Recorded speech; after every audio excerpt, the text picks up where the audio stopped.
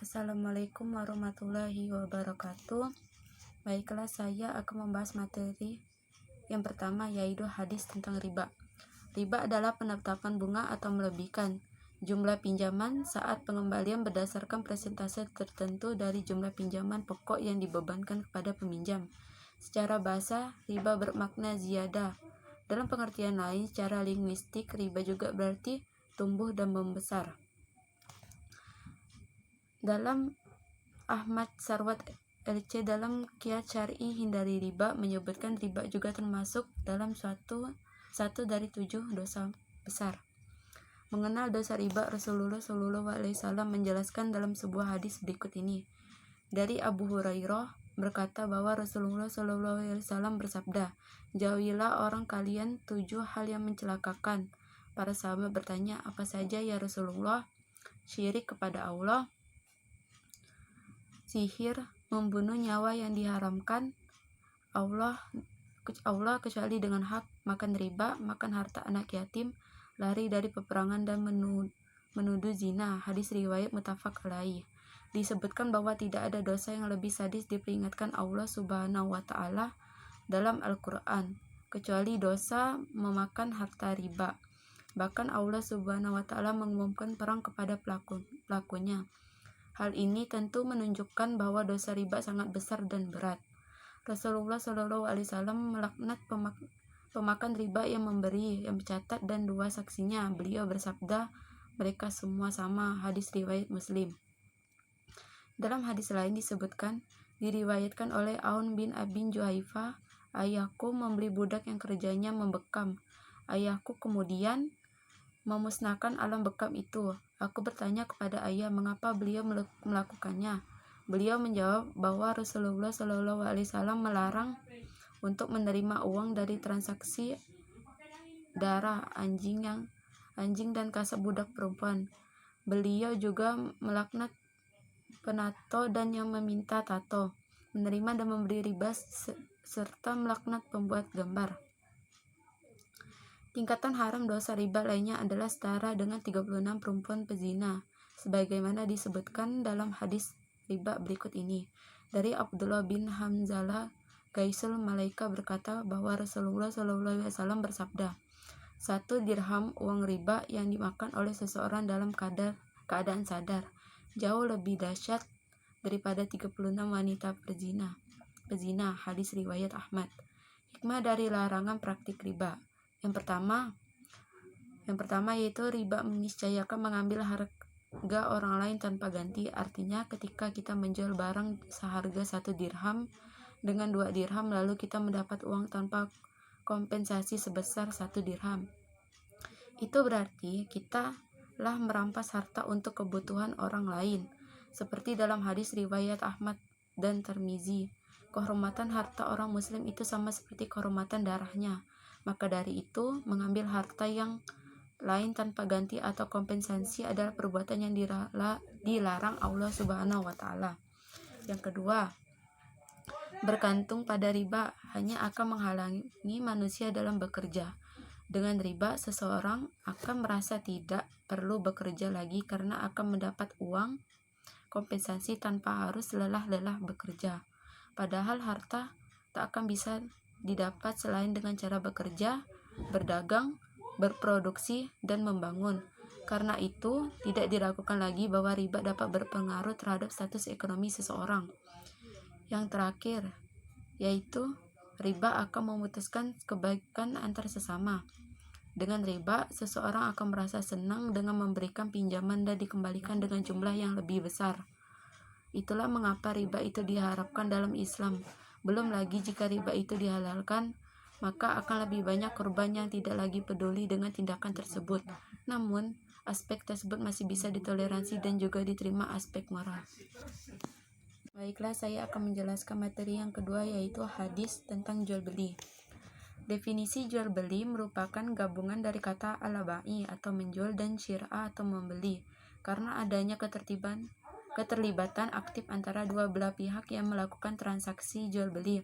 Atau dengan kata lain, jual beli merupakan aktivitas yang melibatkan dua belah pihak atau lebih untuk melakukan pertukaran barang dengan cara tertentu, baik pertukaran barang dengan barang atau barter maupun dengan alat tukar atau uang. Dalam definisi tersebut juga terkandung nilai bahwa jual beli merupakan salah satu proses al-takhayyur al-milkiyah atau perubahan kepemilikan dari pihak penjual kepada pihak pembeli yang bersifat permanen. Oleh sebab itu, jual beli yang syari adalah jual beli secara lepas atau tidak diikat syarat tertentu seperti menjual dalam waktu 1 bulan, 1 tahun dan lainnya, atau menjual barang dengan syarat si pembeli harus menjual kembali barang tersebut kepada pihak penjual pertama pada waktu yang sudah ditentukan.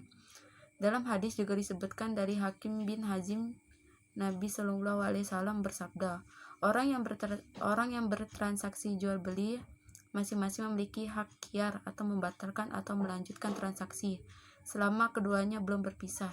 Jika keduanya jujur dan terbuka, maka keduanya akan mendapatkan keberkahan dalam jual beli. Tapi jika keduanya berdusta dan tidak terbuka, maka keberkahan jual beli antara keduanya akan hilang. Muttafaqun alaihi, hadis riwayat Bukhari dan Muslim. Dari Hakim bin Hazim radhiyallahu anhu, ia berkata, "Wahai Rasulullah, saya sering melakukan jual beli. Apa jual beli yang halal dan yang haram?"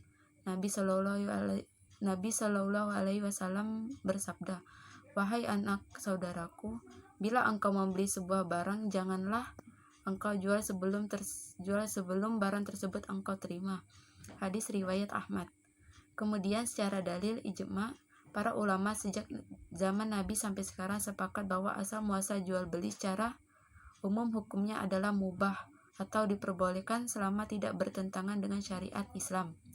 Kitab Al-Maswu'ah Al-Fiqhiyah, karena sejak dulu sampai sekarang jual beli masih tetap ada meskipun bentuknya berbeda.